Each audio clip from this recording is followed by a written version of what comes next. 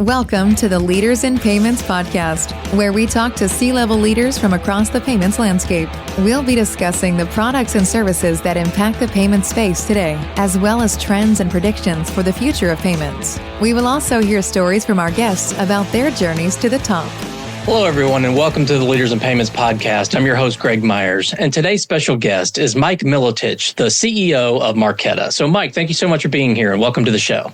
Thank you so much for having me. So before we dive into your career in the company, can you give us a quick snapshot of your personal background, maybe where you grew up, where you call home today, a few things like that? Sure. I grew up in the San Francisco Bay Area and played a lot of sports as a kid and always had an analytical mindset, which has shaped my career a lot as an adult. I stayed in California for undergrad, so I went to UC Santa Barbara. And after working for 1 year in San Francisco, I moved to the East Coast for a decade, most of which was in New York City. And then my wife and I moved back to the Bay Area to start a family about 17 years ago and have been here ever since. Okay, great. So can you walk us through your professional journey and how you got to Marqeta? Sure. I've been really fortunate to work for a lot of great companies and great leaders in payments. I've now been in payments for about 20 years. So I have a lot of different perspectives on the industry. So I would say it started first at American Express. So I saw the issuer perspective there and learned a lot about cardholder behavior and how to shape a card value proposition. And then once you do that, how that then in turn affects the usage and the behavior of that cardholder. And I learned at Amex worked in the consumer business as well as the SMB business. So that gave me a broad perspective. And then after American Express, I worked at PayPal, where then I was on the acquiring side of the ecosystem. And there, just given what my role was, I learned a lot about interchange and alternative forms of payment and more about consumer behavior and particularly analyzing it through A/B testing. So we used to run a lot of A/B tests to understand the implications and then also a lot about local payments. So started to learn more about the local nuances of how payments work from country to country. And then from PayPal, I moved to Visa.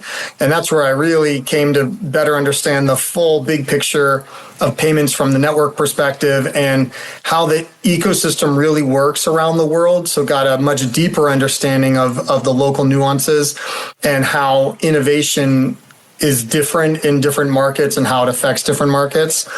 And then finally, that led me to Marqeta, which is now the issuer processing view, and really focusing on the technology that enables issuers to create unique value propositions. What I've always loved about payments is just the many nuances and complexities that exist that make it a very fun business to be in a lot of ways to add value. So the more you understand those subtleties, the more you can connect the dots and come up with solutions that really help customers drive, their objectives. So that's how I've come to Marqeta and 20 years in payments.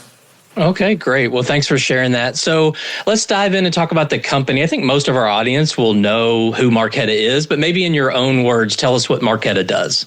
Sure. So we're a modern payments platform for global innovators. So a lot of our largest customers are all disruptive in some way. And we are the issuer processor, which is the technology layer that is between the network and the issuer. And we've been on the forefront of modern issuer processing for over a decade. We really are kind of the first player in this category of modern issuing. And what that means is that we are completely modern API cloud-based infrastructure that gives our customers a lot of flexibility and allows us to serve a lot of different verticals and use cases.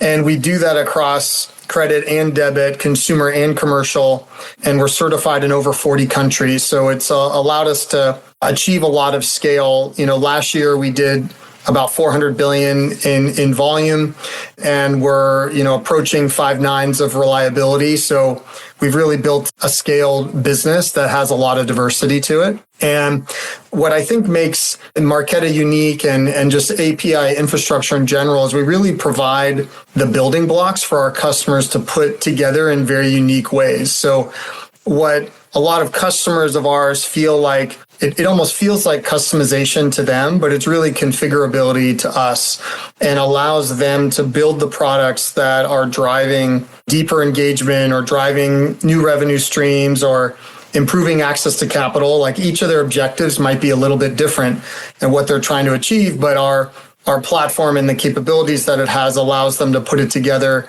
in a unique way that gives them a lot of control and a lot of agility in issuing payment credentials. So it's a very exciting business, and the business has a lot of momentum. Our volume growth has been over 30% for the last several quarters, and revenue and gross profit growth is like this past quarter was 19%, and our EBITDA is growing over 60%. So the business has a lot of momentum as we've continued to mature.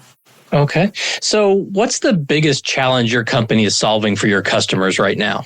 Yeah, I would say, again, the ethos of what we're trying to provide is to give our customers more flexibility and control in their card programs as an issuer.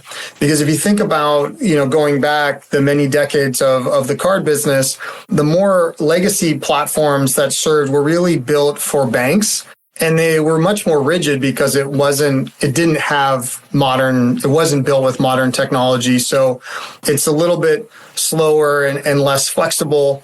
It doesn't necessarily have real-time capabilities. So making reactions to inputs that are happening in real time and just, slower onboarding and just the ability to move is a little bit slower. So what we have really focused on is how do we allow our customers, again, that control and agility that they want in reacting and modifying their value proposition as they go along. And they utilize the Marqeta platform in a lot of unique ways. So, for example, like one of the challenges we're solving for a lot of customers now, and we may talk more about this as we go, but multinational card issuing capabilities is example of something that's relatively new in the issuing space, that having one company that wants to operate in 20 countries as an issuer is relatively unique. And how can we abstract away some of the local nuances of those geographies and make it very seamless for them? Or something like what we call kind of a continuum of products. There are now many stages between debit and credit. 10 or 15 years ago, it was debit or credit, and that was it.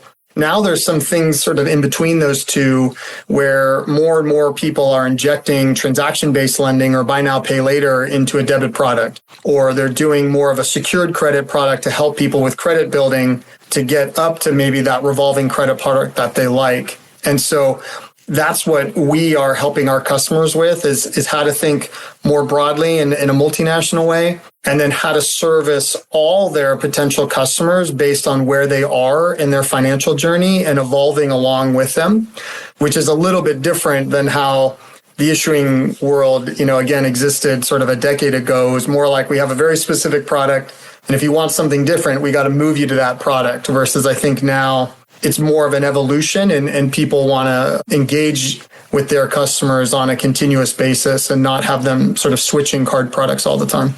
Okay. Well, what would you say differentiates Marqeta from your competitors?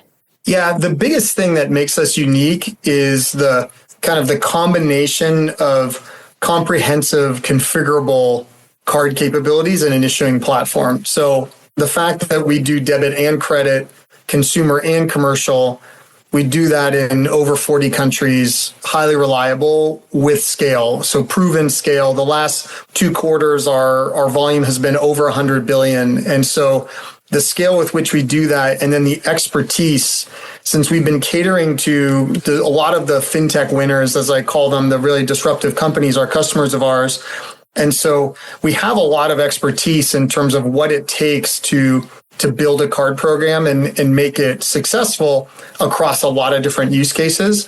And so that ability to help our customers, because particularly as we service more and more of the embedded finance opportunity, which is more large, already established companies who are their primary business is outside of financial services, they want that help, right? The card business is actually quite complicated and nuanced, as I said, and so they want that expertise to help them, because what they're really after is engagement of their user base, and they are not payment experts and really don't want to invest in that way. They're looking for a partner who brings that expertise and can work with them over time. And so, there are a few things that, I kind of have already mentioned that make us unique. So this multinational capability and doing that on a single stack. So as you move geographically, you don't have to do integrations to new platforms. It's a single platform for us, whether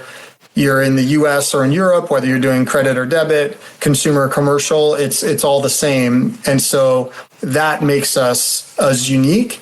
And then again, this ability to really help you think differently about how to use a card program to solve certain challenges in your business. We have a lot of great examples from current customers where, in the delivery business, we solved a risk problem for those companies that makes it more seamless for you to use a DoorDash or an Uber Eats or an Instacart on a regular basis. And Buy Now, Pay Later, we help them with distribution, making it easy for people to use Buy Now, Pay Later at more and more merchants without all those players having to do a lot of technology connectivity. So we've figured out how to solve unique problems in creative ways that's really added a lot of value for our customer base. Okay, well, let's talk about the future. Where do you see the biggest growth opportunity in your segment of payments? Yeah, there's many. I'll touch on a few, but I think there's so much opportunity out there. I would start with embedded finance. So our business started by servicing fintechs, and what's happening is now those fintechs the winners have become very big businesses, but they also showed what was possible for non-banks to accomplish in the card business and in financial services. And so now what you have is much larger companies looking to do similar things, but they already have a built-in user base. So they don't have to do what fintechs did, which is like build the business from scratch. They have the existing users and they just want to engage with them in different ways through a card program. And cards are unique because people make usually at least one payment every day. And so that allows you to have a lot of opportunity to engage with that customer base in a new way. And that's more and more we're seeing the opportunity. So, last year in 2025, we signed 3 Fortune 500 companies. And if you look at our pipeline of the businesses we're talking to now, it's more and more that size of business who's looking for really a full stack solution to engage their users. So that's, one area of opportunity. Another one I would highlight is flexible credentials. So this is a new innovation that's coming from the networks, where if you think about your wallet, right, and almost anyone's wallet, they open it up and they have at least one debit card, usually only one, and then multiple credit cards. And every purchase, you're sort of making a decision of which card you want to use for which type of transaction. What's happening with flexible credentials is one card product that can meet multiple payment needs. So it can be a debit card that also allows for buy now, pay later, or a debit card and a credit card in one. So it's one credential that has multiple capabilities. And why we think this is so exciting is because when we do an annual survey that we call the State of Payments, and our survey last year in 2025 said that we asked, I think it's 5,000 consumers and small businesses, within a 30-day period, what types of payment products did you use? And what we found in the US is that about 80% of people said they use cash, 75+% use credit card, 70% use a debit card, 70% use some sort of P2P application. So people are using a variety of these tools, and there's a real opportunity to say, could we put all of those things in one product, right? Where then the customer or the consumer is not having to make choices about which type of credential to use. They can really have a top of wallet credential that does all of those things in one. So, and has the intelligence to make choices for them. So you could say, when it's a purchase over $100, I'd like that to be credit. If it's a grocery payment, I'd like that to be debit, and sort of pre-program that in based on your preferences. So I think that's an exciting growth area. Another one that I, mentioned a little bit already is buy now, pay later. I think that it started out as something that was a little more narrow in terms of only online and probably only a certain demographic. It's becoming more and more mainstream. And I think people are really starting to understand the value from a transaction-based lending perspective or as a cash flow management tool. And so I think the big change that's happening in buy now, pay later is it used to be more of a merchant value proposition where it was in the checkout online with a merchant. Now more and more it's becoming a consumer value proposition where you're given a card, and on that card, buy now, pay later is a feature of the card. So that means now it can be used anywhere that card is accepted. And that's a big shift that's happening in the market as this becomes more and more mainstream. Maybe a couple other things I would say that are kind of interesting areas. So personalization of rewards, I think that's another area of interesting growth opportunity where personalization has come to most other parts of technology, but it still really hasn't come to card payments. Like if you and I have the same card product, it has the same reward. But with the way digital technology is evolving, we really believe there's an opportunity to be offering more dynamic rewards that are specific to someone's preferences. And that's something we've been building and we're putting into more and more value propositions, and AI will really help that. And then there's some newer areas like, stablecoin-backed cards. We think there's a lot of use for particularly multinational payments. Agentic commerce, right, is another area that we feel like could be exciting that's issuer-led. So if I wanted to send out an agent to buy something for me, I'd start with the entity that I trust and that knows me and use them more my issuer to send out an agent to buy something. So, those are all sort of maybe a couple of the newer areas that are still quite small, but are exciting if you're thinking out 3 to 5 years. Okay. Well, mentioning 3 to 5 years, what does success look like for Marqeta in the next 3 to 5 years? Yeah, I think I look at it, our business kind of through a few different lenses. So I would say first from like a market or a customer segment perspective, I would say first we're in this evolution from supporting fintechs to working more and more in embedded finance, more enterprise customers, and ultimately banks. So ultimately, we would like to be supporting large banks because we feel like as these innovators keep changing and pushing the market forward, the banks ultimately are going to have to respond with similar value propositions, and they're probably going to need a different technology to support them to do that. So I would say, as we looked out 5 years, we would want a lot more, again, Fortune 500 customers and some banks. I think from more of a platform perspective capability, we're looking to further expand our credit business. So our history was definitely in debit, and more we're moving into the credit space, which is about half of the US market, for example. So there's a huge opportunity there.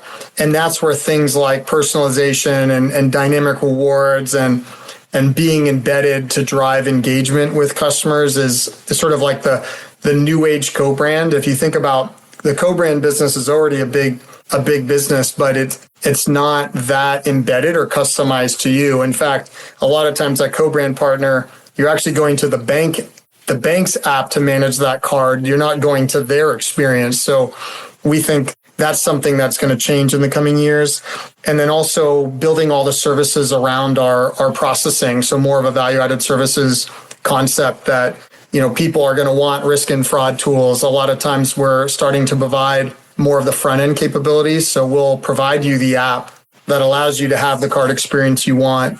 So that's another area that I think will be a much bigger part of our business. And then lastly, I think from a geographic perspective, Europe has been a very strong growth driver of our business the last 3 years. Our business there from a volume from 2022 to 2025, it grew 8x. So it expanded a lot, and now it's about a mid-teens percentage of our business. But I think there's a lot more potential in the UK and the EU to really drive, unique card programs and again, support a multinational customer base across North America and Europe. So those are, I guess, a few of the things that I think how I see our business evolving over the next 3 to 5 years. Okay. And you mentioned some things around stable coins and AI and agentic commerce. I mean, those are some of the biggest trends, things that we talk about on this show all the time. But maybe if you want to double click on some of those, or maybe there's some others, but what are those biggest trends that are reshaping the payments industry in your view?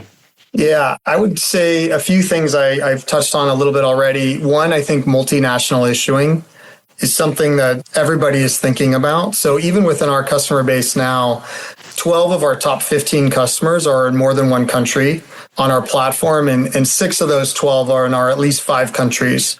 In a lot of the business we win, like we have a customer that we just won some business that we're in the process of onboarding, that they're coming to us saying late this year they want to launch in the US, first half of next year, Canada, second half of next year, Europe. So because they're already a multinational business. And so they are thinking about this card offering as something they want to apply to their broader customer base. And that's a fairly new mindset actually in the card issuing space. So that's something that I think is quite interesting. The other thing is this concept of like that product continuum, because what's happening in the co-brand market is that the products have gotten so premium to offer competitive rewards that a lot of people don't qualify either from a FICO perspective, but also just from a spend. There's the spend limits that you have to hit in terms of the activity on the card. And so if I'm really trying to come up with a card product to drive engagement with my user base, then declining 2/3 of the people or 3/4 of the people who apply is obviously not helping me with engagement. So how do I come up with a suite of products that I can offer my customers to kind of meet them wherever they are in their financial journey and have an evolution as they maybe mature over time? They get older. I first acquired them when they're a little younger. As they, have more discretionary spending, do they need a different product and evolving with them? That's another thing that I think is shaping the payments business. So things like credit building, transaction-based lending embedded into debit products, I think are going to be more and more in the issuing space. And then I do think stable coins are something that are going to be pretty impactful over time. It allows for the movement of money to be faster and less expensive. And so particularly businesses that are doing more disbursements or want to support a multinational customer base, a stablecoin-backed card could be very powerful, because I personally believe it'll be a long time before you can actually conduct commerce with the coin, right? It's going to be a long time before there's broad acceptance, and there's so many different coins out there that's also what makes that a challenge. So having a card product that allows the stablecoin to be useful for commerce is sort of a proven way to do it. And that's another area that I think is an exciting thing that will, a long time from now, we'll look back and say, okay, that was sort of a turning point in the payments market. Okay. Well, a couple of final questions. If you could go back and give yourself advice at the start of your career, what would that be?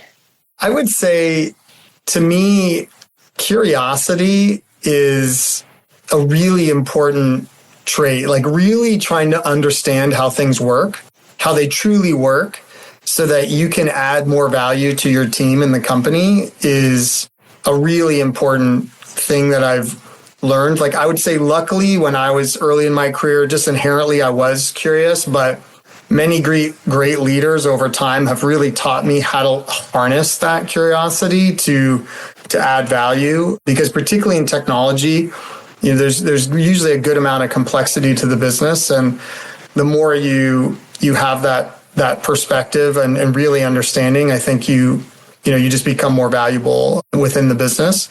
Also, maybe the second thing I would say is if I had more of an eye on the long term, I probably would have been more thoughtful about certain career choices. Like ultimately, I got myself sort of on the right path, and obviously things worked out. But whenever people come to me for career advice, I always ask them, like, what do you want to be when you grow up? Like, let's start with that. And even if you're already 20 years into your career. What do you want to be when you grow up? Like, 10 years from now, what do you see yourself doing? And then start working yourself backwards and being honest about the skills and experiences you would need. Because you need to keep sort of putting tools in your toolbox that helps you be ready for that role. And I think I probably could have been a little more focused on what skills and capabilities I needed, as opposed to, like, I feel like a lot of young people, it's like, I want to get promoted, right? Like that's sort of how you think from a goal perspective, instead of like, well, actually, if I add these capabilities and experiences, the promotions will come. So sort of reversing the equation a little bit, I probably would have picked up on that a little sooner than I did in my career. Okay. Well, I think that's a great answer for everybody. So I hope the younger and the older people are listening, because I think it's great advice. So one final question. What's the one thing that payment leaders who might be listening to the show today, what should they be thinking about right now? I think that the biggest shift that I believe our customers and prospects are really thinking about is customer engagement. I think a lot of, again, if you go back 10 years and before, or even 5 years, really, a lot of card products were designed maybe with some loyalty in mind, but mostly about monetization. It was really another means of monetizing. And I think as businesses are becoming more and more digital, more interactive, more customized, payments is a little behind in that regard, largely because there's a good amount of regulatory, right? Like, it's a highly regulated business, and so it can't move quite as quickly. But customer expectations in terms of what they expect from more of a digital product, there's a totally different bar today than there was a decade ago. And I think whether it's embedded finance or agentic commerce or global expansion, like all these things we've talked about, all this is really comes down to, like, how do I best drive engagement with my customers? And the ones who do that well, I think, will ultimately be the businesses that are successful. And to do that well, you likely are going to need, very modern infrastructure that's quite flexible, because your customers' needs will also evolve over time, and you need to be able to respond to that. So I think that's really what I would say. Most of the businesses we talk to, that's what they are very focused on. Yeah, it's ironic, isn't it, that it kind of always comes back to the fundamentals, right? You got to take care of your customer.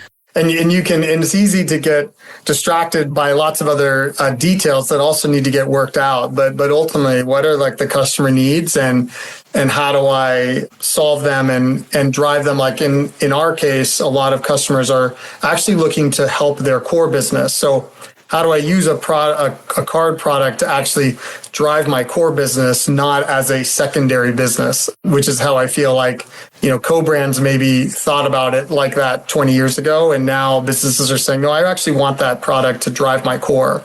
And how do I best do that? And that's a little bit of a different exercise. Okay. Well, Mike, this has been a great episode. Just want to open the floor, see if there's anything else you want to talk about before we wrap up the show. No, I don't think so, Greg. I appreciate you having me. It's been a good discussion. Yeah, well, thank you so much. I know your time's very valuable, so I really appreciate you being here today. Thank you. And to all your listeners out there, I thank you for your time as well. And until the next story. Thank you for joining us this week on the Leaders in Payments podcast. Make sure you visit our website at leadersinpayments.com, where you can subscribe to the show and where you'll find our show notes. If you enjoyed listening, please share on your social channels as well.